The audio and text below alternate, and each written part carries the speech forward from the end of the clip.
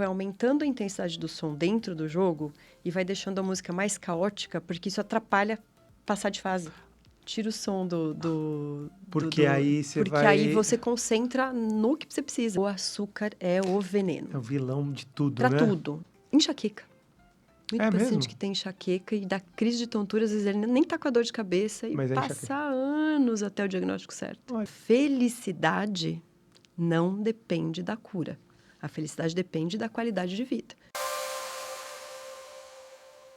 Olá, pessoal. Estamos começando mais um podcast 60 a mais. E o nosso lema é muito simples. A vida é mais. Eu sou Diego Canaani e hoje eu vou bater um papo sobre perda auditiva, sobre zumbido, com a doutora Tatiane Vaccaro, formada em otorrinolaringologia. Consegui falar, pessoal. Então, bora lá, doutora. Tudo bem? Prazer. Prazer enorme Feliz estar que você aqui. veio para a gente conversar um pouquinho sobre perda auditiva. É um assunto que eu, desde 2008, falo. Eu já sou quase um fonoaudiólogo. Formado. Quase. Muito Tá bem. pouco, Então, mas sei bastante. o assunto vai ser Quer dizer, legal, vamos hein? ver, vamos descobrir hoje. A discussão vai ser boa. Mas bora lá. Você decidiu fazer medicina aos 11 anos. Eu fiquei com inveja, porque eu estava com 18 e eu não sabia o que ia fazer na faculdade ainda.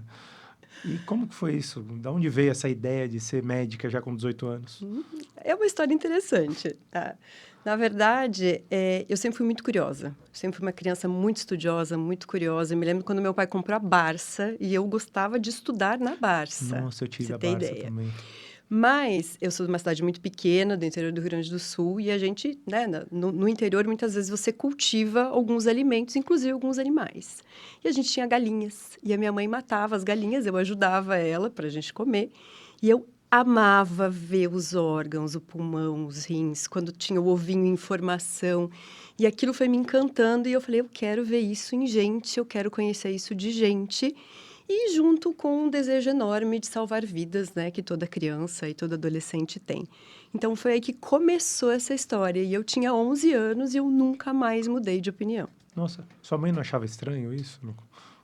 Não, ela achava Achei lindo, curioso. né? Ela achava Legal. lindo, Eu sempre tive muito apoio, graças a Deus, da minha família. Legal. Porque sair, né, de uma cidade pequena também para ir para a cidade grande sozinha, isso foi um grande desafio, né? Um movimento difícil também, né? Sair de casa e sozinho em medicina ainda. Quanto tempo de faculdade? São 6 anos de faculdade e mais alguns anos de especialização, dependendo da área que você vai, né? No meu caso, foram mais 2 anos de especialização em otorrinolaringologia. Tá. E depois mais especialização em zumbido, mais doutorado. E a gente continua estudando, né? A vida toda.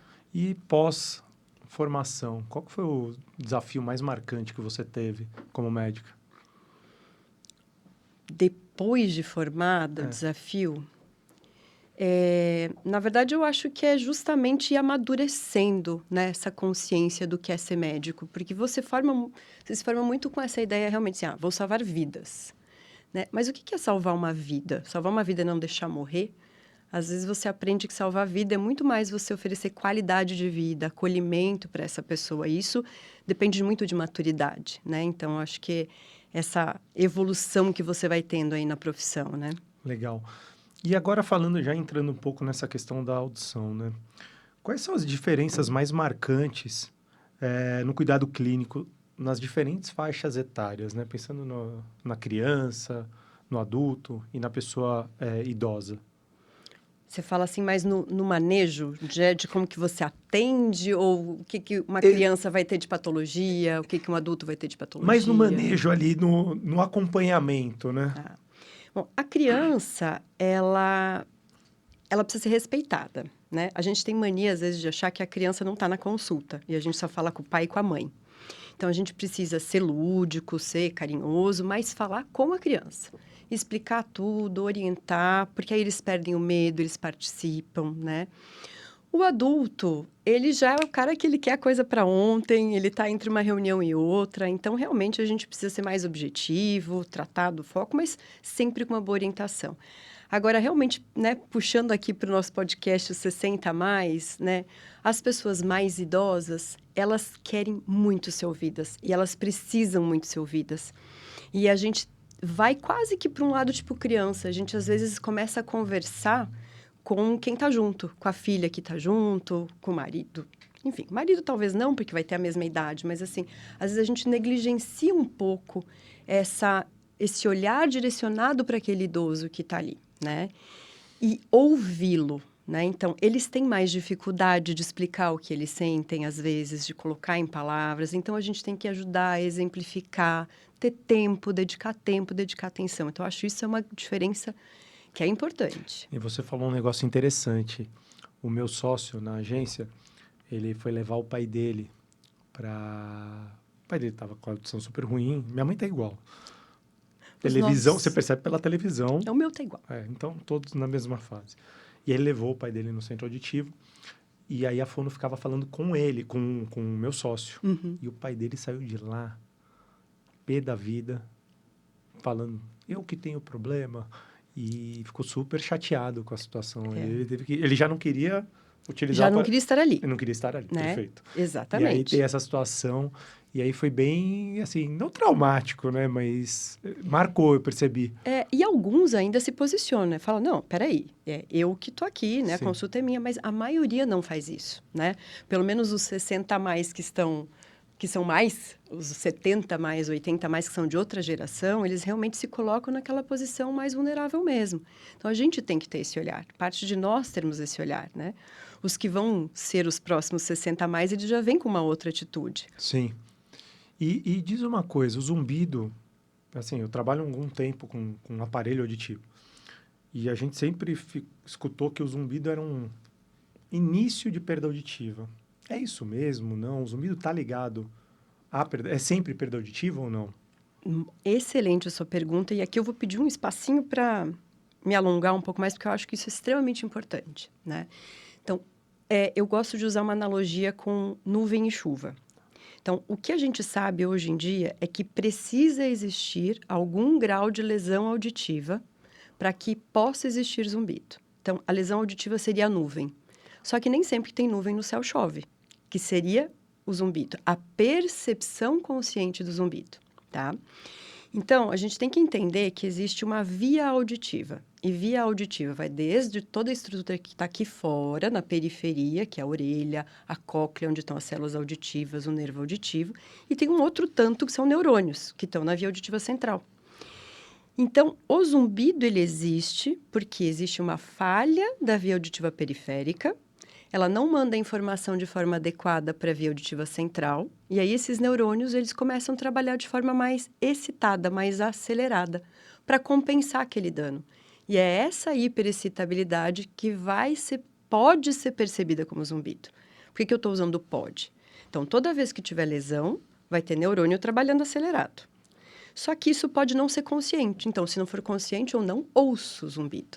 O que faz ser consciente pode ser uma série de outras coisinhas que vão se somando nesse processo e que aí eu vou notar o zumbido. E aí pode ser desde o grau da perda de audição, pode ser se essa lesão também está associada a alguma doença mais grave. Então, assim, se ela apareceu na vigência de um trauma, um acidente, foi uma surdez súbita, né? Essa informação vai chegar diferente lá no cérebro. Ela pode ser modulada por outros 2 sistemas muito importantes. Um deles é o sistema muscular. Então, se eu tiver problemas na ATM, no pescoço, tensão, eu posso ter mais uma coisa somando, enchendo essa nuvem para fazer chover. Se eu tiver alterações do sistema límbico são o sistema das emoções. Então, se eu for muito ansioso, se eu estiver deprimido, isso vai, com certeza, colocar uma gasolina nesse foguinho, e aí o zumbido vai ser mais perceptível. E, inclusive, o que vai gerar incômodo ou não, o zumbido, não tem necessariamente ligação com o que está na base da causa. Então, o grau da perda, o tipo da perda, o que levou à perda. E sim, a influência desses outros sistemas. Então, resumindo, sim, precisa ter perda de audição. Nem sempre basta ter perda de audição.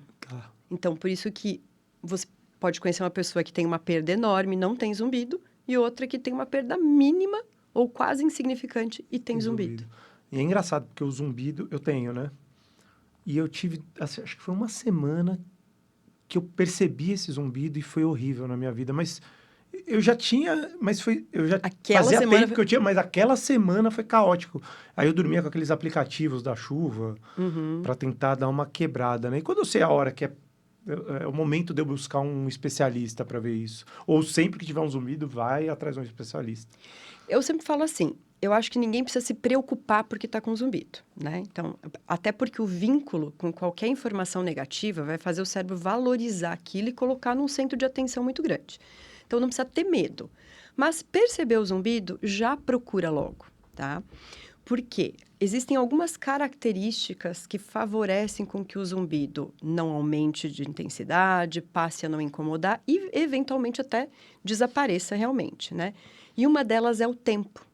Então, quanto mais precoce for o diagnóstico da causa desse zumbido, quanto mais cedo a gente entender o que está acontecendo, menos chance dele enraizar ali para dentro do cérebro, né? E ele ficar mais constante. Então, tem essa questão. Quanto mais precoce, melhor o prognóstico. Então, muito por conta disso, não necessariamente porque se você não for, vai ter uma coisa mais grave que vai acontecer, entende? Tá. Então, não no sentido de gravidade, mas no sentido de prognóstico a gente fala muito em mudanças plásticas no cérebro, né? Tá. Então, quando o zumbido ele vai ficando mais tempo que você vai ouvindo, e principalmente se ele estiver te incomodando, ele vai fazendo mais mudanças desses neurônios, essas mudanças, e vai envolvendo mais esses outros sistemas. E é isso que faz ele cronificar, ele ficar mais persistente. Então, quanto mais cedo a gente identifica, a gente consegue quebrar esses vínculos com mais facilidade. Então, e tem como reverter esse zumbido ou só... É difícil essa resposta, porque assim, eu adoraria poder dizer assim, sim, sempre, ponto, né? Mas eu também não posso dizer não nunca. Então, é muito individualizado, porque você sabe qual que é a tendência do zumbido, mesmo que você não faça nada por ele? Você chutaria que é piorar, melhorar, ficar igual? Para mim é piorar. Então, não é. Ah, não é? Não é. Nossa, Por incrível que pareça, se a gente pegar a grande população, né, e não fizer nada, a maioria das pessoas vai melhorar do zumbido. Quer dizer que a lesão auditiva sumiu? Não necessariamente. Mas aquela informação consciente de percepção do zumbido vai ser lida por todos os cérebros. A maioria dos cérebros vai entender que aquela informação é irrelevante. E aí vai tirar da área da consciência e vai jogar lá para um cantinho. Tá? Então, isso é o que acontece com a maioria.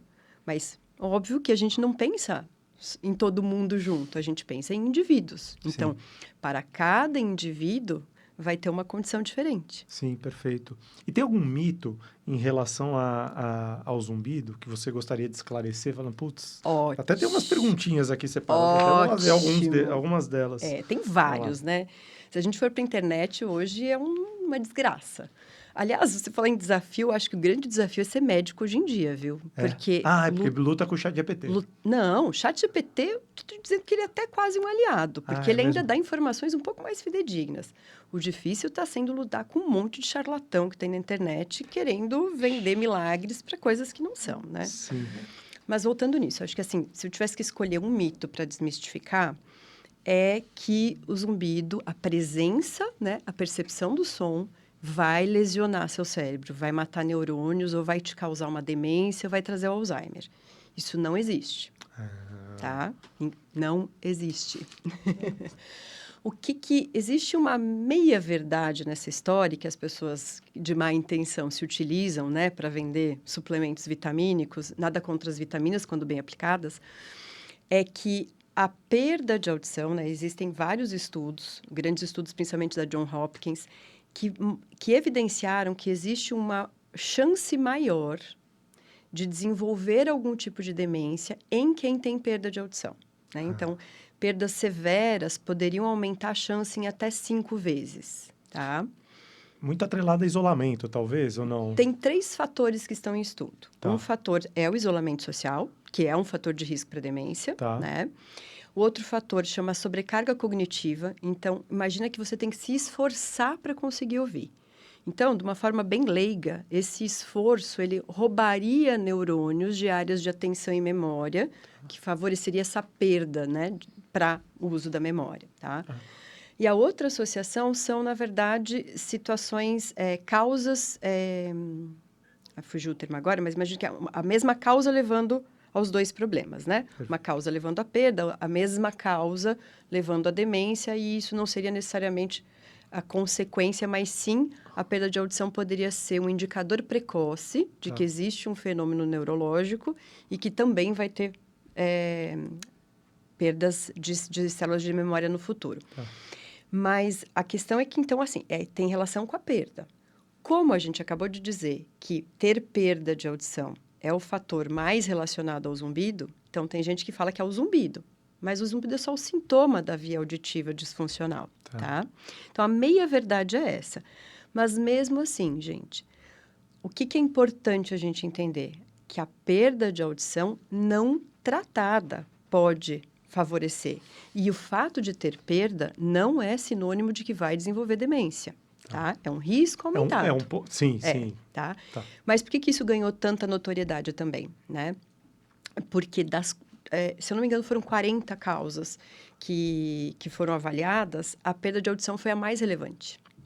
Tá? E é uma perda, das 40 causas modificáveis, né? Sim. Então, é uma causa facilmente tratável, facilmente modificável e que pode evitar ou ajudar a evitar uma doença tão grave quanto uma demência. Então, essa é a meia-verdade, né? Sim, entendi. Mas não existe ligação direta entre zumbido e demência. Entendi. É muito mais para assustar. E aí, importantíssimo a gente falar, né? Não sei se você vai abordar isso mais para frente, mas só vou pincelar aqui. Então, se a gente está falando de perda auditiva não tratada, vamos tratar as perdas de audição. Sim. Né? E aí vem uma outra situação que é extremamente importante, tanto para o zumbido, quanto para a perda, quanto para a demência, que é a protetização precoce, que é indicar o aparelho mais cedo do que se fazia no passado, né? Para evitar que as células ali... você está estimulando os neurônios, os neurônios, tá. A célula, ela não vai deixar de envelhecer ou morrer porque você colocou o aparelho, mas aquele neurônio que é responsável pela compreensão do som, que precisa que o estímulo periférico chegue lá dentro, esse não vai atrofiar. Tá, entendi. Porque se ele não tem o estímulo, ele vai atrofiando. Vai perdendo função. Tá? E se a gente fala que a causa basal para existir zumbido é a perda, eu preciso mandar som o mais cedo possível da melhor forma para o cérebro. Então, com um aparelho de audição, para quem tem perda, uma perda que é possível de protetizar, eu ajudo no zumbido, na perda e corrijo esse fator modificável aí de demência. E como o aparelho ajuda no zumbido, especificamente? Ele pode ajudar de 3 formas, tá? Diretamente devolvendo a audição para esta via, né? E tentando reverter essa plasticidade que aconteceu nesse neurônio. Então, se o neurônio foi orientado por neurotransmissores a trabalhar mais rápido, porque não chegava som, ele pode, principalmente quando precocemente, reverter aquilo. Então, deixar de trabalhar de forma acelerada, tá? Então, só que isso é um processo que demanda um tempo. Então, o paciente não pode esperar que ele coloque o aparelho no ouvido e amanhã ele não sinta mais zumbido sem o aparelho. Sim. A coisa mais imediata que acontece é um fenômeno de mascaramento. Então, imagina que o seu zumbido fosse a chama de uma vela e o som é a luz. Se você está com a vela no ambiente iluminado, você quase não percebe. Sim. Tá? Mas, se você escurecer, que seria a perda de audição, aquela vela vai ficar nítida. Muitas vezes o paciente fala, meu zumbido piorou muito, mas a gente vai ver, não necessariamente o zumbido aumentou. A perda auditiva. A perda auditiva aumentou, não está mais encobrindo.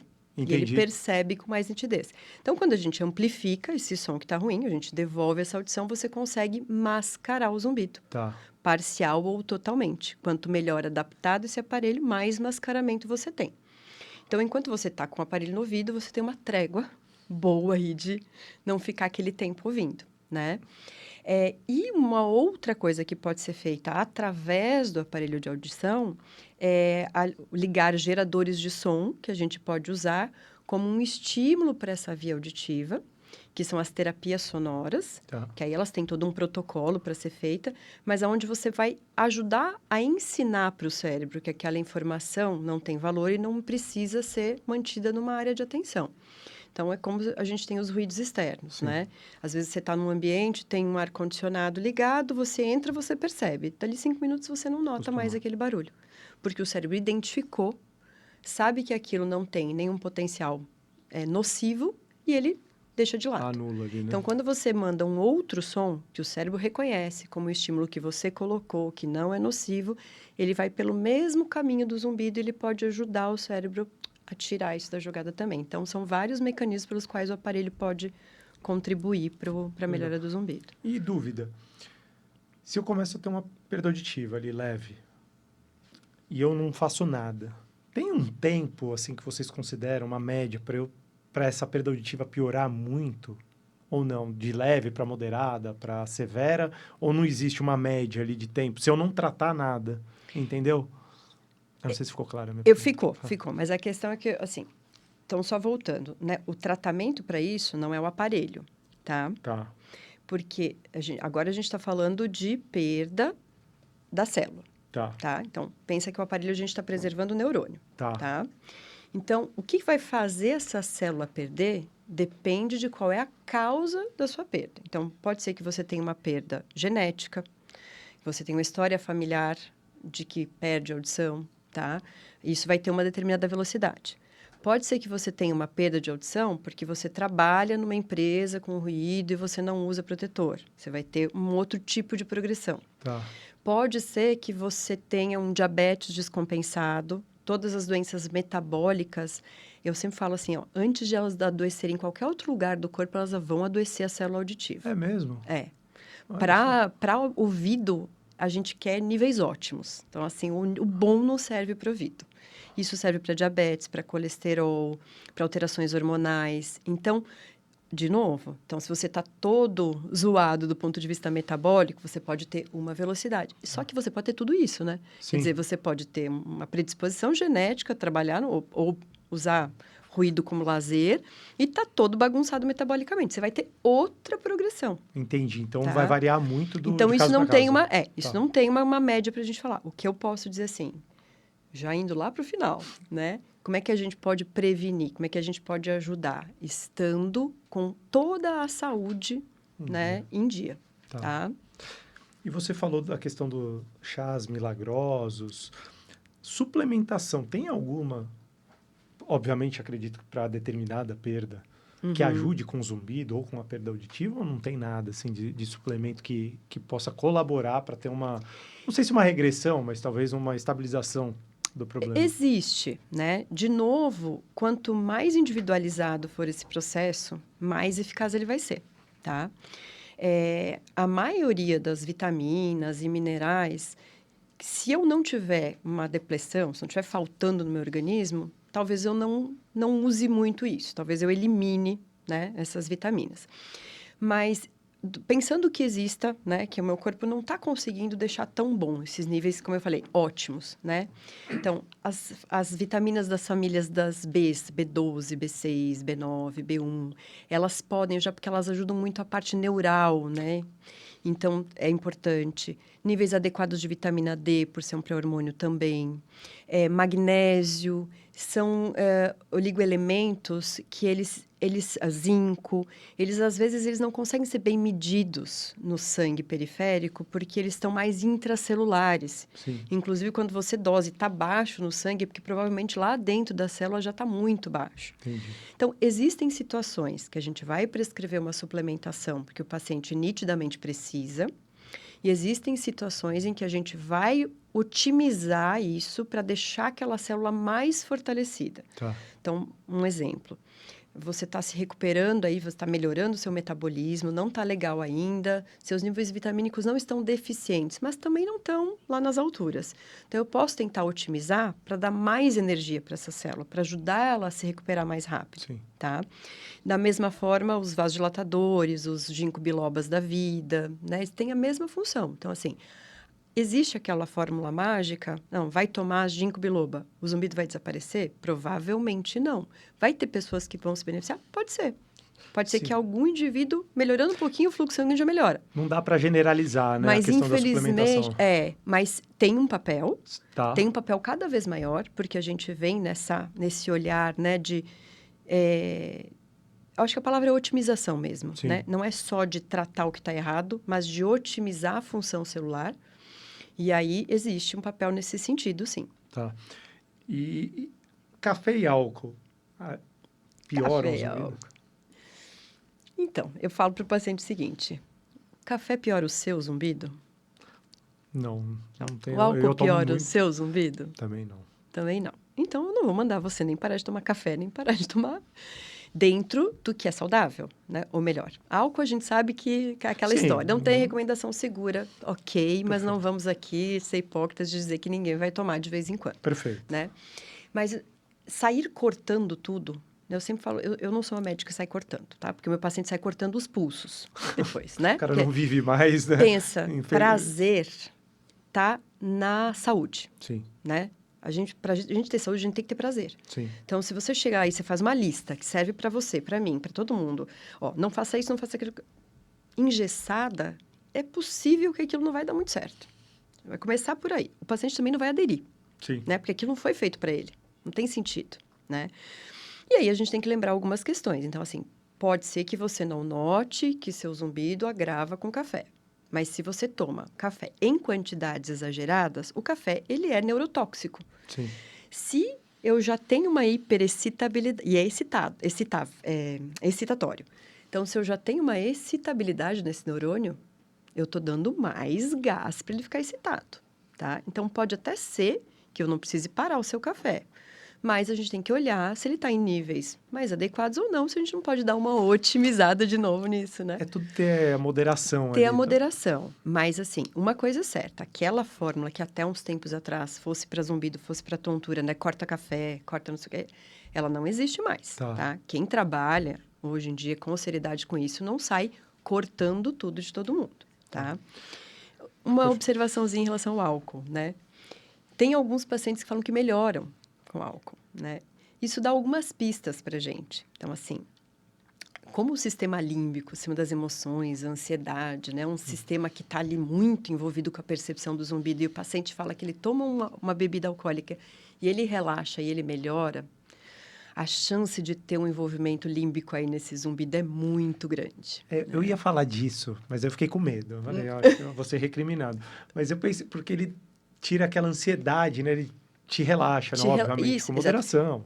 mas aí é óbvio, a gente não vai indicar álcool, Perfeito. mas a gente vai indicar coisas que vão ter esse mesmo efeito, Sim. né? Então, vamos buscar uma atividade física que te relaxe mais? Vamos buscar uma meditação, se isso for interessante para você, porque nem todo mundo consegue meditar. Sim. Eu fiz o ato falho aqui da medicação, porque também, às vezes, medicação mesmo, né? Medicação que ajude esses neurotransmissores que estão bagunçados ali a ficarem mais equilibrados. Sim. E é verdade que o zumbido é normal da idade? Ah, vou ficar mais velho, eu vou ter o zumbido? Ou não? Não necessariamente. Isso é um mito, isso. Legal, porque olha como é interessante, né? A gente fala muito da ligação do zumbido com a perda de audição, que a perda de audição é o grande vilão aqui e tudo. A resposta é essa. Qual é a chance de você ter perda de audição no envelhecimento? Alta. Se a perda de audição é a causa básica para o zumbido, tem mais chance de você ter zumbido com mais idade. Por isso que fica mais atrelado. Tá. Então, por isso que é mais comum nos idosos. Porque é mais comum ter perda de audição. Mas, de novo, você não tem que necessariamente envelhecer e ter zumbido. Perfeito. Tá? Até tem uma característica que, assim, como a perda de audição relacionada só ao envelhecimento, ela é uma perda progressiva e lenta, né? Isso vai acontecendo tão devagarinho que, na maioria das vezes, os idosos não têm uma queixa importante de zumbido. Eles começam a se queixar quando o grau da perda começa a não encobrir mais o zumbido. Aí ele começa a perceber o zumbido, aí ele vai se queixar do zumbido. Sim. Mas aí a gente vai ver o que piorou muito foi a audição. Entendi. É o caso que você coloca o aparelho e ele fica ótimo. E outra, nesses mitos e verdades aqui, a gente fala muito do medicamento para tratar, mas tem algum medicamento que prejudica e piora o zumbido? Tem medicamentos que podem afetar. Alguns antibióticos, mas esses a gente não precisa se preocupar tanto, porque em geral são antibióticos que a gente usa só em ambiente hospitalar, para doenças mais graves. Então, antibióticos convencionais é difícil acontecer. Mas alguns antidepressivos, em bula, né, de antidepressivo, não salva um. Se você olhar, melhor não ler, né? Melhor não ler. Até porque, de verdade, assim, em bula quase todos constam, mas na realidade a gente não vê isso com frequência e muitas vezes a gente usa antidepressivo até como tratamento para o zumbido. Mas uma medicação que está ali ao alcance de todos, que eu queria chamar a atenção, é anti-inflamatório. Porque anti-inflamatório a gente gosta de se automedicar. Putz, né? é aquele Doeu o remédio... joelho, doeu a perna, doeu o Você ombro. toma sem... sem nem ver. E aí você tomou essa semana 2 dias, na semana que vem tomou mais um, na outra semana o médico prescreveu uma semana, o outro médico por outro motivo. Você me descreveu agora. Então. E o seu zumbido, quem sabe, né? Talvez. Então, o anti-inflamatório, ele pode também ser ototóxico, tá? Você não vai ter uma surdez súbita, provavelmente, mas é aquela lesãozinha que vai acontecendo aos poucos, e como você não vai notar no dia, necessariamente, que você tomou, né? Uma hora você tá com zumbido. Uma hora você tá com zumbido. Então, anti-inflamatório é uma coisa que a gente tem que ter muito cuidado. E a última dessas, a gente falou do café, e o cigarro? Fumar prejudica também, ajuda? Assim, obviamente cigarro prejudica a saúde. Mas é mais nesse sentido, tá? É mais nesse sentido. Ele vai gerar uma hipóxia. Tá. Além de todas as toxinas que ele tem, né? Então, ele vai gerar alteração microvascular. O cigarro causa muita alteração microvascular. A orelha interna, né? O vaso que supre todas as necessidades da orelha interna, ela é mais fina que um fio de cabelo. Então, muito antes da gente ter uma placa que obstrua um coração, né, uma coronária, uma carótida, a gente vai ter lesão nesses microvasos. Tá. Então, nesse sentido também, tá? E é aquela exposição ao longo do tempo, né? Então, pode acontecer. O problema é que você vai ter fumado muito até o dia que vai ter dado zumbido, né? Então, provavelmente não vai conseguir fazer essa correlação também. Sim, perfeito. E aí a gente falou muito perda auditiva, aparelho auditivo. Mas também tem o implante coclear, certo? O que é o implante coclear e quando que ele é indicado, né? Mais uma pergunta. É para qualquer tipo de idade, de paciente? Legal. Então, o implante coclear é um fio elétrico, um eletrodo. Na verdade, são vários eletrodos, né? Num dispositivo elétrico que ele é implantado cirurgicamente dentro da cóclea, né? A cóclea é aquele caracolzinho que a gente tem. Então, dentro da cóclea estão as células que se comunicam com o nervo. Em vários tipos de causas de perda de audição, que podem ser infecciosas, traumáticas, genéticas, né? A gente vai ter uma perda de quase todas essas células, né? Então, a gente tem uma perda profunda da audição. No caso de uma perda profunda da audição, o aparelho auditivo não consegue amplificar, né? Na verdade, o aparelho amplifica, mas a célula não capta essa informação. Então, você não consegue mais ter uma resposta com o aparelho. Então, de uma forma bem resumida, o implante vai estar indicado quando você tem um grau de perda tão grande que o aparelho não consiga te devolver uma qualidade auditiva, né, funcional. Então, a hora que eu chegar no limite, o aparelho não me atende mais, o próximo isso nível... tem critérios bem estabelecidos, que não cabe aqui ficar listando, né? Mas a gente diz que são perdas auditivas severas a profundas, tá? E com reconhecimento de fala menor que 50% em alguns testes específicos. Tá. Isso com o aparelho. Quer dizer, você está com o aparelho e mesmo assim você desempenha muito mal. Tá. Então, você pode ter indicação do implante coclear. Então, como eu falei, é uma cirurgia, né? Então, é uma cirurgia que é feita por trás do ouvido, você introduz esse feixezinho elétrico, tem uma parte que fica completamente dentro do ouvido e, por um contato por um ímã, tem uma outra parte, que é a antena, que vai captar os sons, vai transformar isso num campo magnético e vai mandar lá para dentro, tá? E aí você volta a estimular o nervo e mandar o som para o cérebro através desse dispositivo. As indicações, então, são, especialmente, né, para pacientes que tenham perda severa profunda, principalmente bilaterais. Tá? Em alguns casos, crianças, mesmo em adultos, em algumas... Mas aí o bilateral é só um... Você pode implantar um lado ou você pode implantar os dois lados. Tá? Mas para você devolver a audição desta orelha, você implanta esta, para implantar essa. Então são... Mas a depender de algumas questões. Então, assim, né, em geral, no passado, quando começou, implantava-se só um lado. Tá. Hoje, a ideia é se a perda é bilateral e você puder, você implanta os dois lados, né? Tem questões técnicas, às vezes, que não dá, mas você pode implantar os dois lados. Em algumas situações de perda auditiva unilateral, em adultos, tá? Quando o zumbido é a queixa principal, não é nem a audição, é a queixa principal, é o zumbido, você pode pensar no implante coclear para ajudar no tratamento do zumbido. Porque, de novo, se eu falo que a perda de audição é o gerador, se eu conseguir reverter a perda, né, ou tratar a perda, eu tenho um melhor prognóstico para esse zumbido, né? Então, graças a Deus, a maioria das pessoas não desenvolve um zumbido muito intenso, que a gente chama de catastrófico, mas para aquele indivíduo que eventualmente sofreu uma surdez súbita, um trauma e tem um zumbido catastrófico, é uma possibilidade de se pensar. E o implante para o zumbido ele tem uma característica interessante, porque ele é um estímulo elétrico, né? Então, a gente já sabe hoje que não só a devolução da audição, mas o próprio estímulo elétrico lá dentro da cóclea também trabalha positivamente para o zumbido. Tem um estudo muito lindo que eles fizeram, eles colocaram pacientes implantados. Quando você está com o aparelho fora da cabeça, ele está desligado, né? Você coloca ele, liga o botãozinho, ele liga, tá? Então, uma sala silenciosa, sem nenhum ruído. Colocaram o paciente ali dentro. Nota para o zumbido. Exemplo, 7, com o aparelho desligado, tá? Liga o aparelho, sem som nenhum na sala. Só ligou, só tem atividade elétrica. Baixa a intensidade do zumbido. Olha só. E quando põe som, baixa mais ainda por mascaramento. Sim. Então, ele tem essa atividade também que é bem interessante. Legal. E, assim, a gente falou um pouquinho de prevenção já, mas tem algum hábito simples, dia a dia, que a gente possa ter para evitar a perda auditiva ou para diminuir a questão do zumbido? Eu acho essa pergunta fantástica, porque, assim, a gente negligencia muito o ouvido, né? E só depois que perde é que vê a importância que isso tem. E sim, a gente precisa cuidar com sons de alta intensidade. Tá? Isso é difícil, né? Porque o fone de ouvido... Não só o fone, a gente está em cidades como São Paulo, barulhentas o barulho demais, né? está por todo lado. Esse né? barulho da cidade, ele prejudica muito também? Eu não vou dizer que muito, mas ele prejudica. Tá. Ele não é negligenciável. Tá. Então, ele prejudica também. Então, dentro do possível, né, a gente se colocar em ambientes mais silenciosos, não ter barulho o tempo inteiro, que é diferente de ter som.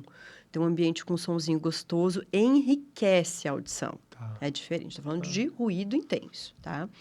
Então, se eu for muito a show, usar um protetor auditivo, mesmo que eu seja jovem, trabalhar com os EPIs adequados, né? Isso, fator exposição a som de alta intensidade. Jogos, né? Eu me preocupo muito com essa garotada que está jogando cada dia mais cedo com fone, volume lá no talo. E você sabe que tem um negócio bem interessante? Que é o aumentar o próprio jogo, né? O jogo vai aumentando a intensidade do som dentro do jogo e vai deixando a música mais caótica, porque isso atrapalha passar de fase. Por isso Então, que eles... Isso eu não descobri jogo, quando eu mas... estava pesquisando, porque aí eu fui pesquisar de som para jogos, tá? Para dar uma aula num congresso. E aí eu estava vendo um rapaz falando assim, quando você não estiver conseguindo passar de fase, tira o som. Tira o som Porque aí você porque aí você concentra no que você precisa.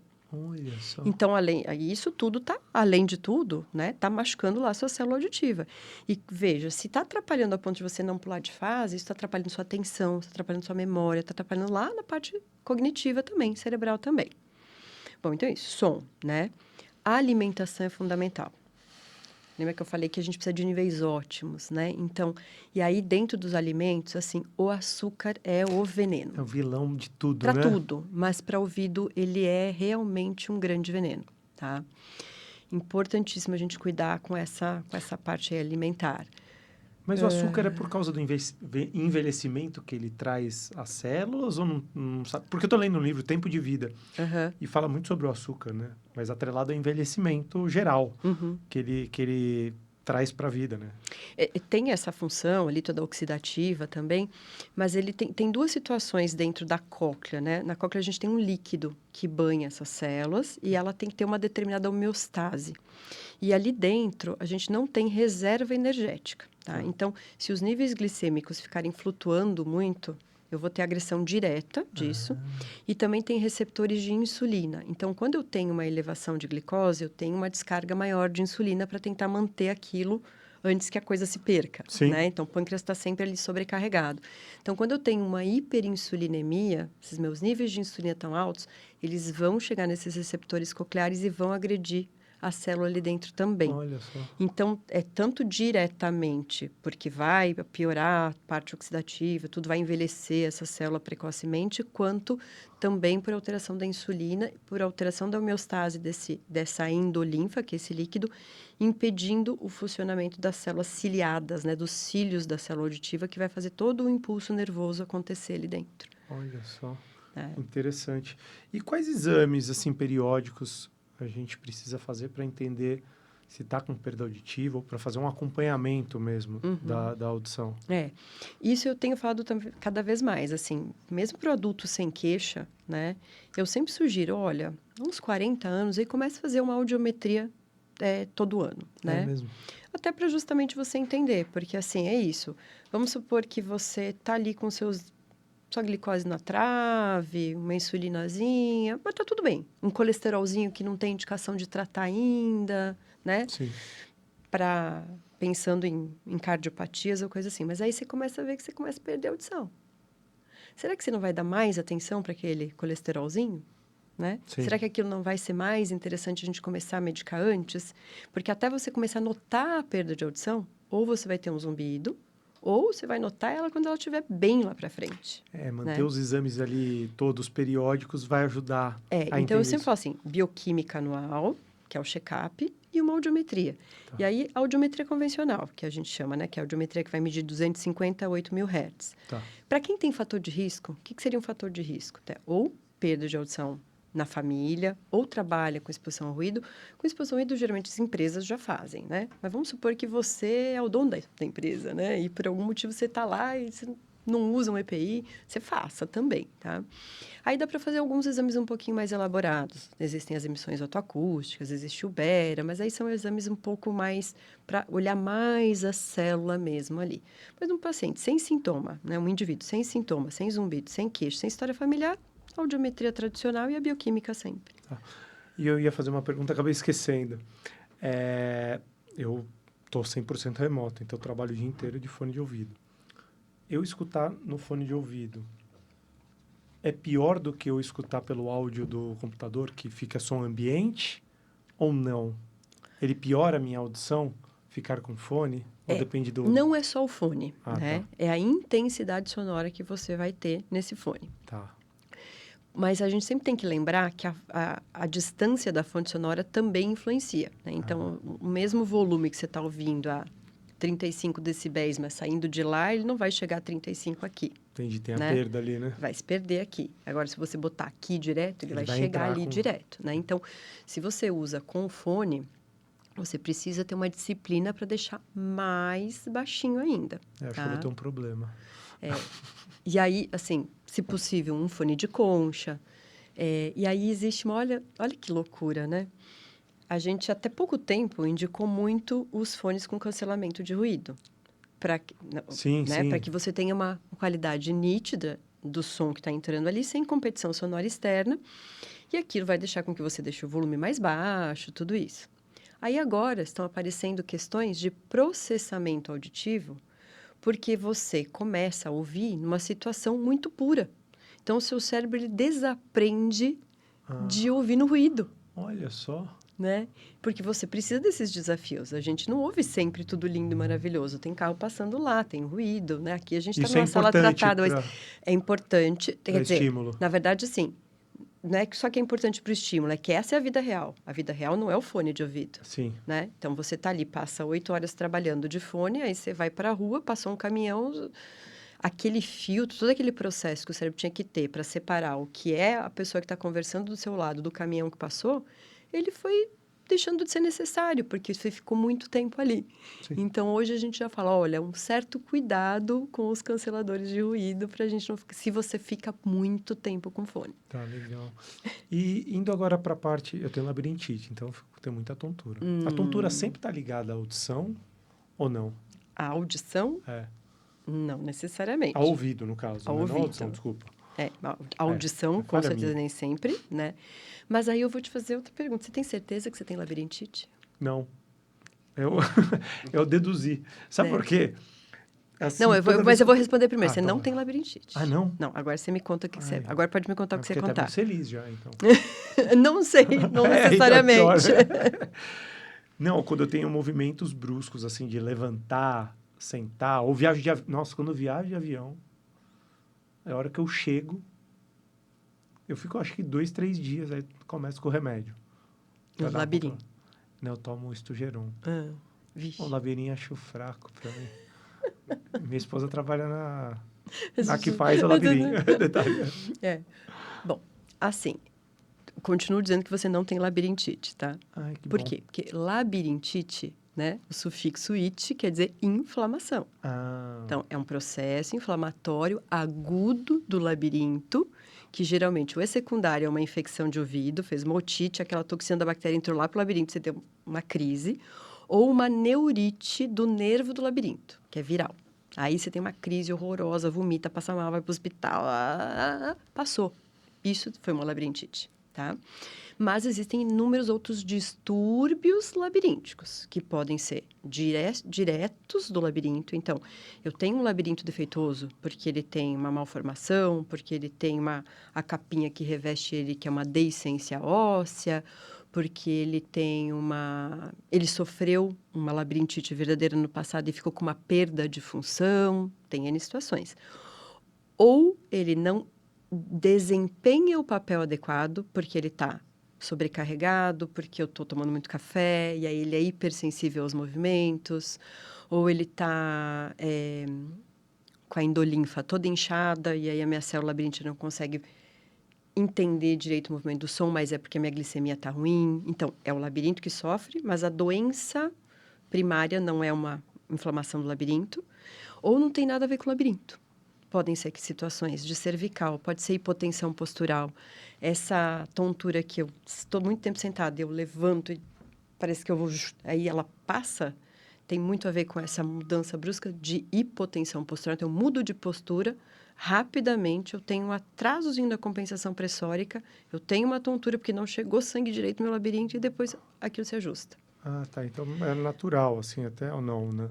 Depende, até seria natural se isso for eventual, leve, se você é jovem, não vai cair por causa disso. O idoso, numa dessa, cai, Sim, né? acaba sendo perigoso. Então, o labirinto aí, amigo, é um Vai para mundo de diagnósticos que é bem interessante. Mas por que é bem interessante? Porque o mais comum é isso, é o paciente ou ele se intitular com labirintite, medicar quando ele está com sintoma e ele só está tratando o sintoma e não está tratando a causa, ou ele vir com esse diagnóstico até do próprio otorrino, né? Você tem, que não é especialista Sim. e que não vou nem julgar, porque às vezes a formação na residência não é tão aprofundada nessa área, e você não está tratando a causa. Então, você fica tendo momentos de tontura e momentos de tontura, quando às vezes você trata a causa específica e você resolve aquilo. É, eu tenho momentos de tontura. Né? Então, eu acho que você está sem diagnóstico. É, eu precisava ir ao médico, talvez, né? Tá? Tem Vou alguns procurar bons para te indicar. Legal. Uma outra coisa comum de dar bastante tontura e paciente sair com diagnóstico... Ai, eu esqueci que eu não posso bater na mesa. Fica tranquilo. Com diagnóstico errado, é enxaqueca. Muito paciente mesmo? que tem enxaqueca e dá crise de tontura, às vezes ele nem tá com a dor de cabeça e Mas é passa enxaqueca. anos até o diagnóstico certo. Olha, e você falou eu tenho um baita problema cervical direto. Tem aquelas dores de ficar imobilizado ali. Então, vou até procurar E isso. você falou do avião, né? Às vezes tem que ver, é a pressurização do avião que interfere ou é a postura que você fica ali durante o voo, talvez, né? Ou a tensão A ali, né? tensão. Queira ou não, a gente fica um pouco mais, né? Então. É natural. E que conselho você daria para quem está com sintoma, algum sintoma auditivo ali, de dor, de perda, que já não está conseguindo escutar da mesma forma que escutava? Bom, qualquer sintoma auditivo, né? Vai olhar, tá? Agora, não negligencie a perda, né? Porque, assim, existe muito preconceito, né? Existe assim, não, mas, assim, eu escuto, eu só não entendo tão bem, né? Na verdade, eu escuto, a minha esposa que está falando muito baixo, é ela que fala para dentro, né? Então, assim, lembrar que a gente precisa manter os neurônios ativos. Isso só vai acontecer com o estímulo. Então, procura o mais cedo possível. Ir ao médico, eu sempre falo assim, não buscar a doença, né? Ou melhor, o diagnóstico, não faz a doença deixar de existir. Só atrasa a possibilidade de uma cura, de uma resolução. Né? Então, vença os preconceitos, vença a preguiça e vai investigar. Vai ver o que está acontecendo. Legal. Né? E, Tatiana, a gente está chegando ao fim do episódio. Dá uma mensagem final pro pessoal aqui do podcast 60 a mais. Eu quero dar duas, tá? Fica à vontade. Uma de zumbido. Tá. Porque eu vejo assim, quem é o paciente que nos procura, né? Tem 2 perfis de paciente que nos procura com zumbido. Tem aquele que só está preocupado em saber o que está acontecendo, mas ele não está sofrendo de forma alguma. Você investiga, explica o que está acontecendo, ele fala, beleza, tranquilo, pode ser que ele nem esteja preocupado em fazer o zumbido desaparecer, mas esse é o cara que ele vai desaparecer sozinho, provavelmente. Mas tem o paciente que sofre, né? Então, esse paciente que sofre, ele vem muito com aquela ideia, eu preciso curar, né? E o curar para o paciente é deixar de ter zumbido. Só que muitas vezes a vida dele fica estagnada nessa espera da cura. Então, eu sempre falo assim, olha, vamos correr atrás da cura, vamos fazer tudo o que possa ser feito para existir isso, mas não vamos esperar para viver enquanto a cura não chega, tá? A felicidade não depende da cura. A felicidade depende da qualidade de vida. Então, primeiro a gente corre atrás da qualidade de vida e a cura que venha, né? E para o paciente com perda de audição que não quer botar aparelho, Importantíssimo falar sobre eu ele. queria deixar uma frase para essa pessoa. A sua surdez é mais visível que o seu aparelho. Nossa, essa frase é matadora mesmo. Tá? Porque, às vezes, a gente acha que as pessoas vão ver o aparelhinho aqui atrás, que é super discreto, ninguém vai nem ver. Só que o quê? O entender errado Mais visível, né? é muito mais visível, né? Só que, além de ficar visível, você está se prejudicando. Sim. Então, nada de preconceito, bora tratar que tudo vai dar certo. Putz, show de bola. Cara, adorei o papo, Tatiana. Foi uma Eu aula. que adorei, Tirei um monte de dúvida hein? pessoal, tá? Então, adorei. Sempre à disposição. Legal.